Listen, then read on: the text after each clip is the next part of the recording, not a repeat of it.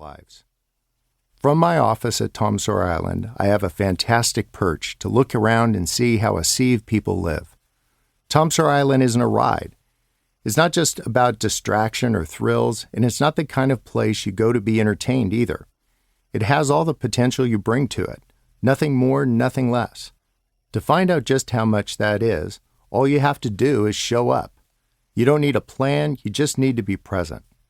Somewhere in each of us, I believe there's a desire for a place like Tom Sawyer Island, a place where the stuff of imagination, whimsy, and wonder are easy to live out, not just think about or put off until next time. This is a weighty thing to think about on my island, but I often consider what I'm tempted to call the greatest lie of all time. And that lie can be bound up in two words: someone else. On Tom Sawyer Island, I reflect on God, who didn't just choose someone else to express his creative presence to the world, who didn't tap the rock star or the popular kids to get things done. He chose you and me. We are the means, the method, the object, and the delivery vehicles. God can use anyone for sure. If you can shred on a Fender or won Best Personality, you're not disqualified. It just doesn't make you more qualified.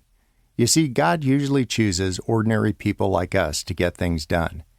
As I sit on my island, it becomes clear that we need to stop plotting the course and instead just land the plane on our plans to make a difference by getting to the do part of faith. That's because love is never stationary. In the end, love doesn't just keep thinking about it or keep planning for it. Simply put, love does. Chapter 1. I'm with you. I used to want to fix people, but now I just want to be with them. When I was in high school, I met a guy named Randy.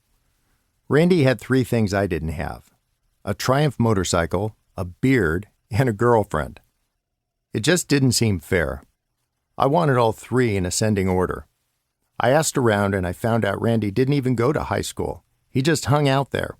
I had heard about guys like that and figured I should keep my distance, so I did. Later, I heard that Randy was a Christian and worked for an outfit called Young Life. I didn't know much about any of that stuff, but it helped explain the beard and made it okay that he was hanging out at the high school, I guess. Randy never offered me a ride on his motorcycle, but he tried to engage me in discussions about Jesus. I kept him at arm's length, but that didn't seem to chill his interest in finding out who I was and what I was about. I figured maybe he didn't know anyone his age, so we eventually became friends. I was a lousy student, and I found out I could take a test to get a certificate that was equivalent to a high school diploma. I couldn't figure out how to sign up for the test, though, which on reflection was a pretty good indicator that I should stay in high school. My plan was to move to Yosemite and spend my days climbing the massive granite cliffs. At 6'4" tall and 220 pounds, I didn't really have a rock climber's build. I wonder what made me think there was a rock climber in me.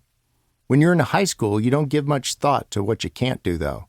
For most people, that gets learned later, and for still fewer, gets unlearned for the rest of your life.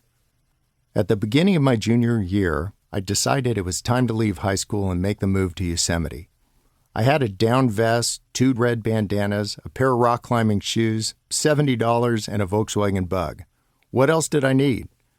I'd find work in the valley and spend my off time climbing the mountains. More out of courtesy than anything, I swung by Randy's house first thing on a Sunday morning to say goodbye and let him know I was leaving. I knocked on the door, and after a long couple minutes, Randy answered. He was groggy and bedheaded. I'd obviously woken him.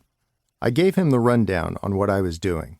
All the while, Randy stood patiently in the doorway, trying his best to suppress a puzzled expression. "You're leaving soon?" he asked when I finished. "Yeah, right now, actually," I said as I straightened my back and barreled my chest to show I meant business. "Look, Randy, it's just time for me to get out of here. I just came by to thank you for hanging out with me and being such a great friend." Randy kept his earnest and concerned face, but he didn't say a word. "Oh, hey," I inserted. "Will you tell your girlfriend goodbye for me too? You know, next time you see her?" Again, no words from Randy. He had this weird, faraway look on his face, like he was looking right through me. He snapped back into our conversation. "Hey, Bob, would you wait here for a second while I check something out?" "No sweat, Randy. I had nothing but time now. What did I care?" Randy disappeared for a few minutes into the house while I stood.